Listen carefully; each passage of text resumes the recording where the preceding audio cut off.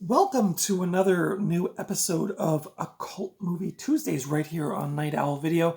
And today I am talking about a documentary, is this a first for my channel? I can't remember. This is a documentary called Corman's World, all about Roger Corman. So I hope you will stick around. I don't have super a lot to say about this movie just because it's a documentary, so you're not really talking about plot or production or things like that. But we'll talk about it for a few minutes, and I hope you will stick around.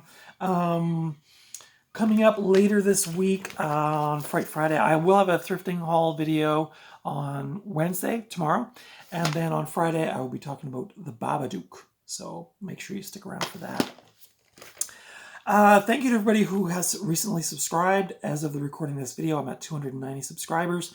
Hoping to break that 300 in the coming weeks, so we shall see. But for now, let's talk about this movie, Corman's World, Exploits of a Hollywood Rebel.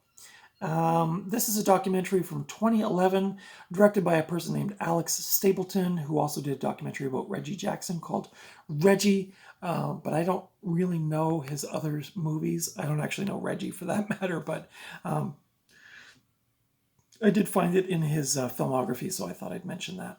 I usually like to try to mention a couple of other movies that a director has done. This movie it's a documentary, so it's interviewing different directors and actors and people in Hollywood about Mr. Corman. So this movie has, well, maybe I'll just read it off the back here. This movie has Peter Bogdanovich, Joe Dante, Jonathan Demme, Bruce Dern, Robert De Niro, Peter Fonda, Pam Grier, Ron Howard, Jack Nicholson, Eli Roth, Martin Scorsese, William Shatner, Quentin Tarantino, Paul W.S. Anderson, and more. There's so many people on this movie. They interview so many people on this movie, and it's a kind of a heartwarming documentary. It's just kind of a nice little tribute to Roger Corman, and it's cool to hear all of these people who Roger Corman helped out in their early days to get to become really big directors and actors and things like that. So the synopsis for this film is a chronicle of the long career of American filmmaker Roger Corman, the most tenacious and ingenious low-budget producer and director in the U.S. film history, a pioneer of independent filmmaking and discoverer of new talent. He was I think he had a bunch of he's known as like the king of cult or something, or like things like that. He's a schlockmeister for sure. Roger Corman is still alive, so I made, just because this review would be pretty short, so I made some notes about Roger Corman in case you don't know who he is. I'm not super familiar, like I know who he is and obviously some of the movies that he's done, but I thought I would throw this in just to kind of give the review a bit of context. So Roger Corman is 97 years old, and according to Wikipedia, he's still active. So I don't know. This is from 2011. In this movie, he was still like on set directing people and producing and stuff like that. So I don't know what that looks like now, 12, 13 years later, but he is still alive. So God bless Roger Corman. Roger Corman is known as, this is what I was going to say, has various monikers, such as the Pope of pop cinema, the spiritual godfather of the new Hollywood, the King of Cult. He is known as a trailblazer in the world of independent and grindhouse kind of movies.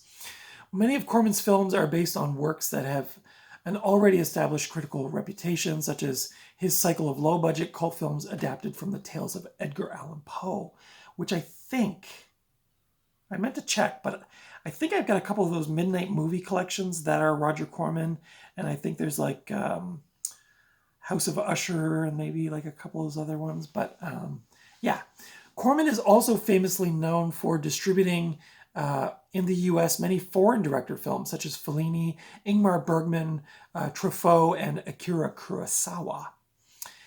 He mentioned and gave start to many young film directors, such as Francis Ford Coppola, Ron Howard, Martin Scorsese, Jonathan Demme, Peter Bogdanovich, Joe Dante, John Sayles, and James Cameron. So most of those directors are actually in this film talking about how Roger Corman gave them their start in film. So really cool to hear that stuff and see those people. He also helped to launch the careers of actors such as Peter Fonda, Jack Nicholson, Dennis Hopper, Bruce Dern, Diana Ladd, and William Shatner. Some estimates say that he's directed about 55 movies in his career, and he's produced around 385 movies between the years 1954 and the year 2008. So, yeah. This movie, Corman's World, Exploits of a Hollywood Rebel, premiered at the Sundance Film Festival in 2011, I guess. It made its television debut on A&E. Now, so it interviews all of these directors and actors and things like that, which is really cool. And you get to hear their stories about their feelings about Roger Corman and stories about how they got started with Roger Corman and some of the zany things that happened behind the scenes. There is a scene in here with Jack Nicholson, which, like, I actually started crying. Jack Nicholson cries in this movie talking about Roger Corman and how important he was to Jack Nicholson's early career.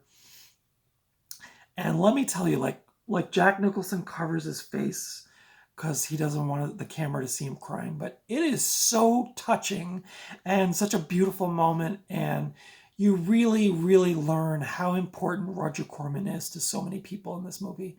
And it's a beautiful little time capsule, a little beautiful little, testament to Roger Corman's influence and his. And he even says it in the movie, like, he's a very straight-laced guy. Like, if you look at him, you're like, oh yeah, he's just like a granddad. Like, he's just a normal, older fella, quiet, meek, keeps to himself kind of thing. But like, he even says in the movie, like, but behind that, I've got, like, my brain is boiling over. I've just got all these weird ideas for, like, exploitation movies and weird movies and things like that. So it's really cool. And you could almost see, like, this would be a guy that would be kind of fun to just have, like, a coffee date with, and just, like, talk about movies. Like, he must be such a fascinating person to talk to and some of the things that he's seen. But yeah, on the back here, you can see Ron Howard and William Shatner's on here. You can see the Piranha from Piranha, which is one of the movies that he produced and was directed by Joe Dante. There's what's his name there from Death Race 2000. Like, it's such a cool little thing. Quentin Tarantino's there at the end, being a little schmoozer as Roger Corman gets an award at the end, which I can't remember which award it was, but he gets, like, an award at the end for, like, his achievements in Hollywood. So, and the cool thing about Roger Corman is that he's always been making movies, but, like, he's not like a household name like Spielberg or George Lucas or people like that, or he's underground, and he always pretty much stayed underground. I mean, Piranha or Death Wish or some of those later ones he did, like the crocodile shark movies or whatever. Like,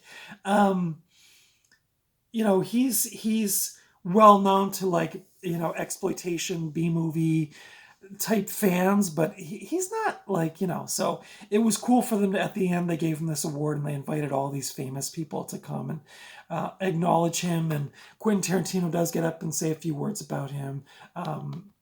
Ron Howard has some great stories and things like that to say about his previous times with Roger Corman. So this is really cool. Pam Grier's in it, which is awesome.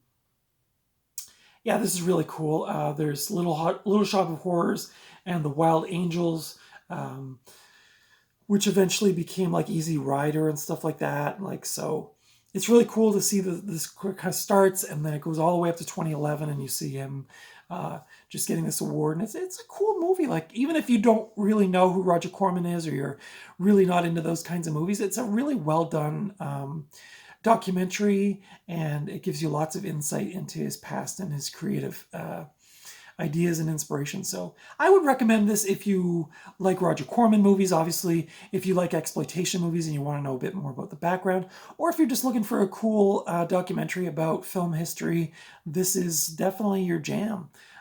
This edition is the 2011 DVD put out by Anchor Bay. Pretty basic artwork for the disc. This is the newer Anchor Bay, not the this is that Anchor Bay, not the old ship logo Anchor Bay, which put out lots of cool stuff. But you know, maybe they were still putting some cool stuff out. I don't know. I didn't really follow into the newer stuff, but this I found. I actually found this at a store last year that still rents movies. They're getting ready to actually phase out their video store, which is sad, but I did find this at a store that was still renting DVDs and Blu-rays, so that was kind of cool. But yeah, I don't see this movie out. I think I've only seen this out in the wild one other time, so I don't know how common it is, but I'm sure you could find it out and around. You can only currently rent this on Apple TV. You might want to check Tubi, though. This might be on there. I know they do have lots of documentaries and things. But, yeah.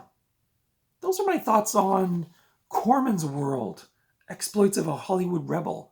Did you see this movie? What did you think of this movie? Do you like Roger Corman? Hey, drop in the comments some of your favorite Roger Corman productions. Love to get some chat going with people about movies. Consider giving me the thumbs up if you like this review or if you like this kind of content. I do movie reviews a couple of times a week. Cult movies on Tuesdays and Fright Friday, which is my sort of scary / horror movies every Friday, and thrifting hauls. Like I said, this week coming up, I have a thrifting haul coming up tomorrow, Wednesday.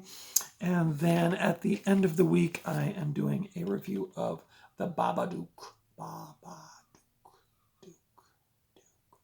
So be sure to stick around for that. Next week, I'll be talking some Critters 4 as well as an early Steven Spielberg movie, Duel. So those are coming up next week. But anyway, that's it for today, guys. Thanks for tuning in. Again, let me know your thoughts on this movie. Did you see it? And until next time, I will see you at the video store or at the thrift store or out and about somewhere. But until then, take good care of yourselves, take good care of your loved ones and your friends, and I will see you in the next video. Goodbye.